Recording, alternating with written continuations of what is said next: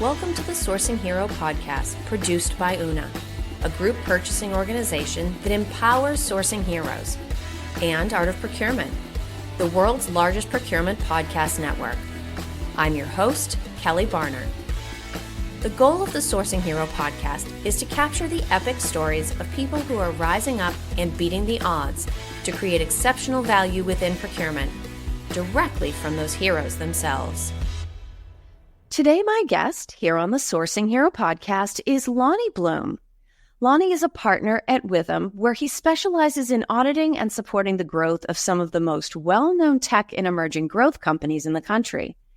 He also leads the firm's e-commerce practice, which serves hundreds of brands and household names in the e-comm industry. So, hi, Lonnie. Welcome, and thank you so much for being with me today. Hi, Kelly. Thanks for having me. Looking forward to it. So I shared a little bit about your area of focus in my intro, but what else do you find is helpful for people to know about your professional journey? Sure. So I'm in public accounting. Public accounting is a tremendous amount of opportunities, but also extremely challenging. So I think, in my journey, if you may know someone in public accounting, you probably hear about busy season, right? Busy season. It's probably hard to get their attention during busy season. They kind of go ghost for a while. Most people know this as January to April 15th, big tax deadline. But if you're in the profession, that client service doesn't necessarily have an end date. So it's kind of a constant. Our clients need us. When do they need us? So I've had an interesting journey. I started accounting in high school. I worked as a bookkeeper. But Staten Island Yankees, I learned some, basic debits and credits. I had 3 or 4 accounting internships through college. And then, after college, I found Withum right after graduating. I thought Withum was a good fit. So I worked in industry in the private side, and I thought client service and being in public accounting just had more opportunities. So I worked out of a Princeton, New Jersey office, worked there for about 6 or 7 years. Then I moved to Brooklyn. Transferred to our New York City office. And from there, I found just, endless amount of opportunities. I joined our technology with a growth practice and really began expanding my network. So a lot of my success, obviously is attributed to hard work, but I think a lot of it also is timing. I think timing is really key because I was in the right place at the right time. And all I had to do was stay disciplined, learn from my leaders, my mentors. I had great mentors who kind of taught me the economics of our business. And I was able to move up pretty quickly to the ranks. There's a lot of people that leave public accounting, after a few years. Everyone that is midway for a busy season knows that, I'm going to get out of here, right? This is my last busy season. And every year you kind of have that thought. And those 4, 5, 6 year people, the senior supervisors, there's this sort of bubble that pops and they go to industry. But in my mind, once you get to manager level, as long as you stay disciplined, seek out opportunities, your career growth is really inevitable. There's just sort of stepping stones to get you there. I'm really thankful for having the opportunity to have it brought me here today. Absolutely. Well, and I'm sure being good at accounting also has something to do with all of this. Timing, opportunity, sticking with it. But as someone who has taken a graduate level accounting class, my hat's off to you, busy season or otherwise. And thank goodness people are willing to not just invest in that skill, but also, like you said, stick with it.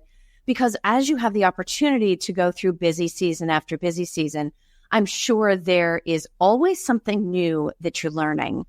And one of the things that I'd be interested to know, and maybe this is one of those things that you pick up over time, are some of the general observations that you might make about the differences between early stage companies and more mature stage growth companies in terms of their, let's just call it, attention to accounting detail? Yeah, it's a good question. I work with both early stage private companies and more mature public companies. When you think about early stage companies, they need a little bit more hand-holding. They may have raised a significant amount of money, venture capital or private equity, but don't necessarily have all their ducks in a row. Not a lot of controls or processes in place. And they may still be at an early stage where they're trying to figure out what their product is, and, product market fit. So I've had plenty of clients where, you think they're one type of business and they pivot, right? Midway through our relationship with them. More mature stage companies have a better idea of their path to growth, profitability. They've already made key hires from a sales perspective, operations perspective, and finance perspective. We work with a lot of early stage companies and they may not necessarily have a key hire, whether it be a CFO or controller, to kind of lead the financial and accounting, role.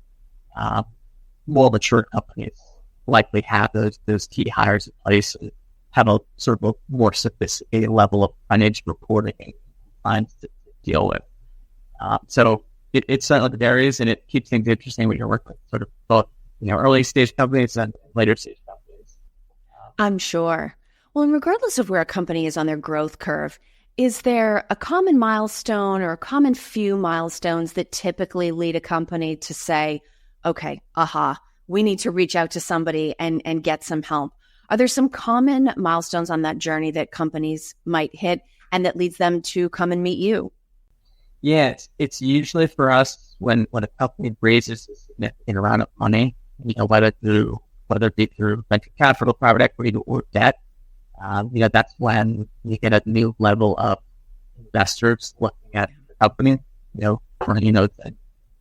more mature raises, whether it be a Series A, Series B, that's when you get more sophisticated investors, more sophisticated folks on the board of directors that really are interested in the financials of the business.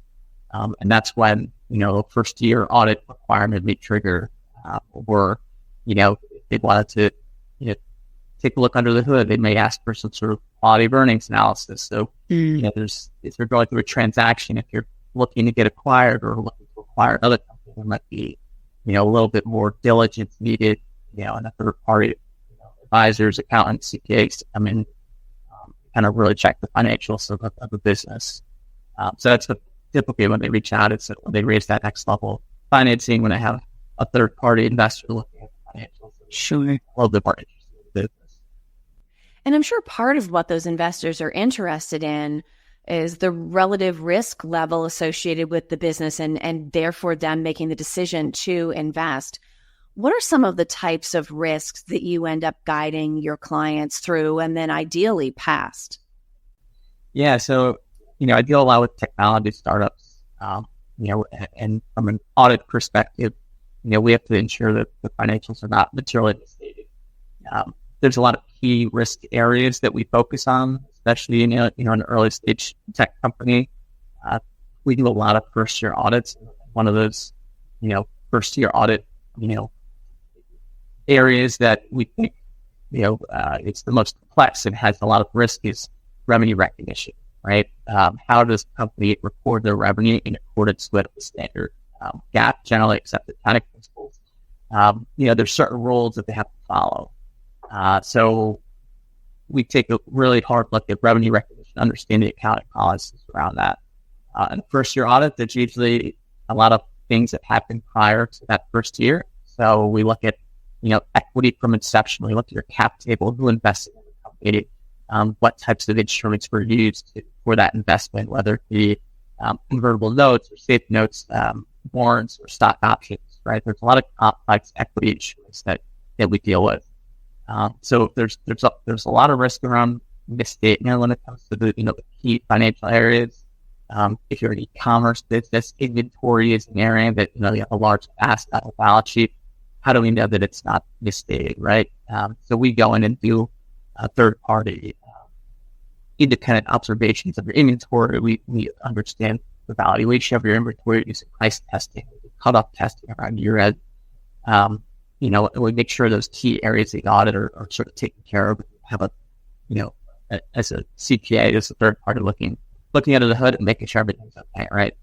And if clients aren't proactive enough and they reach out to us when, right before they're looking to raise capital, we may say, well, you really need a first year audit. Your investors aren't going to invest in a company unless you have that. And, it's going to take a while, right? It's not a overnight process, right? It could be 6 weeks, it could be 10 weeks plus. It depends on how complex the client is. And then there's always compliance on the tax side, sales tax as well for commerce, it's a big issue. Corporate tax, individual side as well. We work with clients on. Now, it's interesting that you mentioned sort of specializing in the tech space. Over the last few years, procurement and supply chain is one of those areas where there's been a boom practically of new market entrants, some in areas that have existed previously and they just have a new way of approaching it, and others that are completely new areas of automation or technology that are sort of hitting the scene. And you tend to see them go through this trajectory where at the same time they're trying to build their solution, they're trying to get their brand out there, get their value proposition known, have the right team in-house, so investing in salaries. I'd be curious to know from your perspective on the accounting side of things, what are some of the unique financial challenges that these growth stage tech firms are facing? Yeah, and then one area I would say is funding, right? The funding market isn't necessarily as booming as it was, pre-COVID. There's a lot of complexity around when you're raising capital. Traditionally, it is sort of that instruments, convertible notes, or warrants, or SAFEs. There's valuation, they have to consider there. And then preparing for that next level of maturity. I think there's always, the founders of these companies are working at growing a company, right? There's it's almost like a race. It feels like sometimes they're growing at a rapid pace and they want to get to the next level, and next level. But they don't stop to slow down and say, okay, I need to have a key hire. I need to make sure if I'm going to raise another round, do I have the right consultants, advisors in place that will help me get there?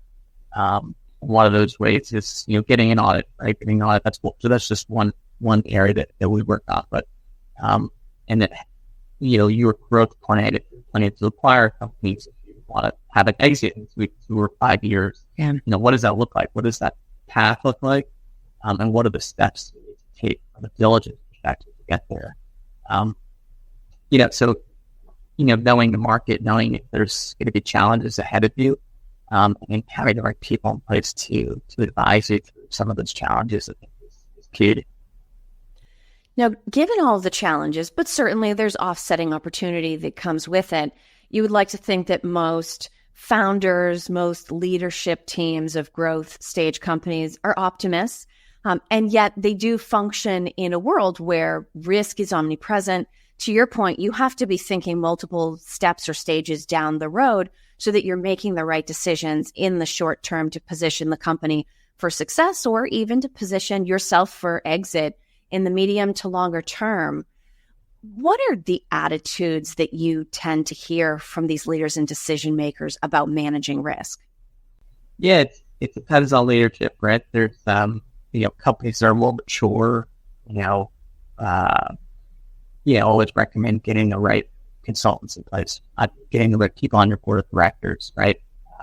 If you're meeting, periodically to discuss risk, and financial risk and operational risk, you're more at a sophisticated level. You're operating at a more sophisticated level. If you're a smaller company working on operations and just wanting to grow, and not stopping to meet and discuss and kind of do a look back, there could be issues, right? You're not thinking ahead, right? So the more mature companies, public companies, there's always, a need to get the right board of directors, right? The right people in your corner. And then if you're, getting the raising capital and or near the public sector, having a formalized audit committee, right? To really look under the hood from a financial perspective. So, it depends on leadership, but, and the size of the company, but, it's never too early to start. It's never too early to start thinking about it and getting the right people in place. We've worked with early stage companies that have formalized boards, and keep really good minutes from their meetings and meet periodically. And then we've worked with companies that are smaller that don't really have a board, that kind of meet over coffee, and don't really keep minutes. Don't necessarily have a formalized risk management process. And that's where we see a little bit more issues as they're trying to grow. Mm-hmm. Well, this idea of maturity or sophistication is interesting because a lot of times, especially when a growth stage company is looking to disrupt an existing market, they might look at their, I don't want to call it lack of sophistication, let's call it agility. That sounds more flattering. They might actually look at their small size, their agility as what's going to allow them to disrupt that market. And yet, assuming the goal is growth, at some point, it does become necessary to get a little bit more formal, to maybe grow up a little bit, at least around how you manage your books, how you manage your risk oversight or your governance practices. At what point do companies really need to start thinking seriously about getting more sophisticated, at least in some parts of the business, even if it's just sort of the administrative side of things, so that they preserve that positive, disruptive startup culture and the innovative product that can come with it, but that they're not creating sort of landmines for themselves down the road as they get the opportunity to attract more funding and grow? Right. Yeah, it's never too early, I'd say. Obviously, there's certain steps you got to take and you want to get ahead of yourself, but it's never too early to start thinking about that stuff, right? Getting the right people in place. There's a horror story, and we've been through it on a client service side. Is a client comes to us and says, "So we're raising our Series B. It's a $40 million round, and this is going to take us to the next level of growth. But that our investors won't invest until they have an audit, and we need a 2-year back audit. We need to do that under PCAOB standards, and it's highly scrutinized. And they come to us and say, "Okay, and we need it yesterday." Of course, everything's yesterday. Right. We can't have it yesterday, right? And we have to go through our process. And when you go through that process, you start finding skeletons from an accounting perspective, right? You look at your cap table, you look at the debits and credits, and you're saying, well, you don't really account for certain things correctly. So we have to, help and assist the company get to the point where we can actually issue our opinion on a financial statement and a clean opinion of that, right? And that might take 8 weeks. It might take 10 weeks. Do you have the right resources at your company to handle that process? Because it's a commitment. There's the time we need it. So the horror story we go through that audit process, and then 8 weeks go by, and the market changes, and now those investors no longer want to invest in the company. Yeah. So you sort of missed your opportunity, right? So I would say it's never too early to start, but I would say typically when you have that sort of Series A, Series B, you're raising a more sophisticated round, is when you're going to really need to have to step up to more sophisticated level of maturity from a key hire perspective, and also outside of consultants, and making sure you're compliant from a tax and financial perspective. Yeah. Now, given that a lot of the listeners to this show are in procurement, sourcing, contract management, I'd be interested to know, you've made the point that it's never too early to start. And we think it's never too early to get procurement involved. And a lot of times that comes down to the role that contracts can play in the business, governing relationships, warding off risk. I'd be interested to know if you think there are any contract management specific practices that can either create risk if they're not handled well, or can set a company up for success if they are managed well or maybe a little more proactively. Yeah, I would say, you're working with a ton of vendors, and you have a lot of customers. So there's,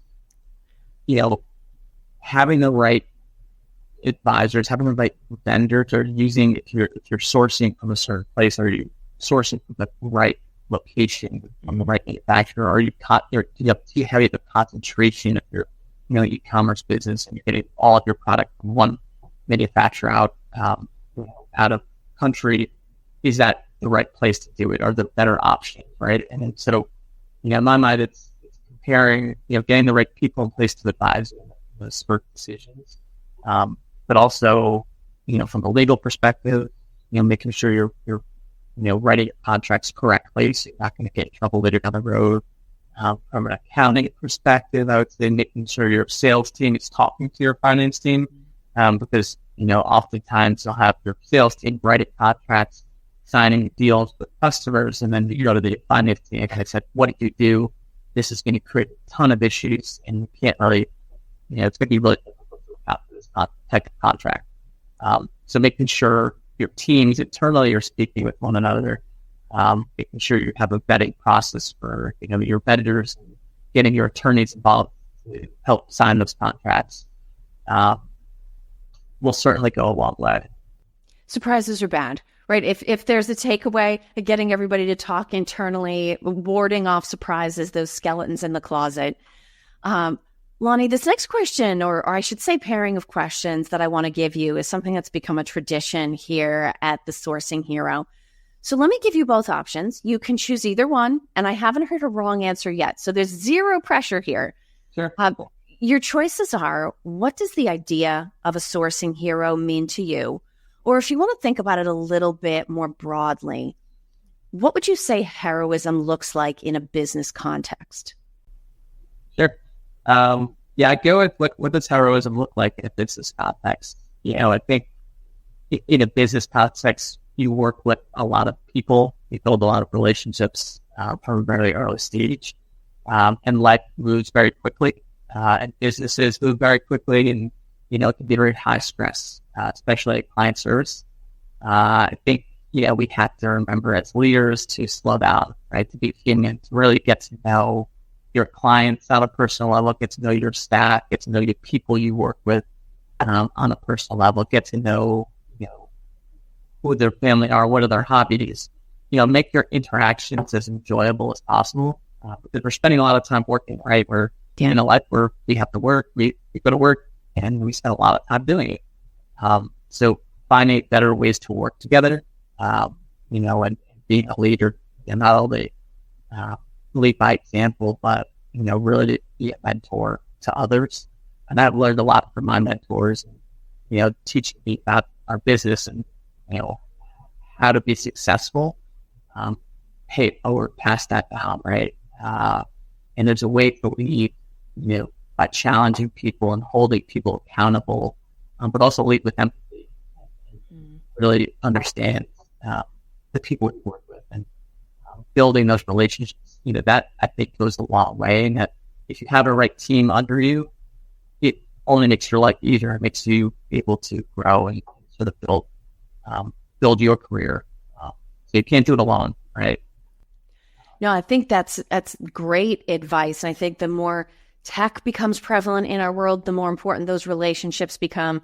But not only that, Lonnie, you've restored my faith in accountants. If you can have somebody in accounting talking about empathy, then something tells me skeletons in the closet or not, everything is going to be okay. Now, if people have met you for the first time through this conversation, are interested in learning more, or maybe think they have a skeleton or two of their own, what would be the best way for people to reach out and connect with you? Yeah, I'd say LinkedIn. It would probably be the best way. Awesome. Well, Lonnie, thank you so much for being here today to share your time and your expertise. Thank you for listening to this episode of the Sourcing Hero podcast. Join us again next time for more true stories of sourcing and business heroism performed by your colleagues and peers. Look for the Sourcing Hero wherever you get your podcasts, and don't forget to subscribe. Finally, don't forget, sourcing heroism is taking place all around us every day. Keep your eyes open and you're bound to see it. Until next time, I'm your host, Kelly Barner. Stay well, and always remember that you can be a hero too.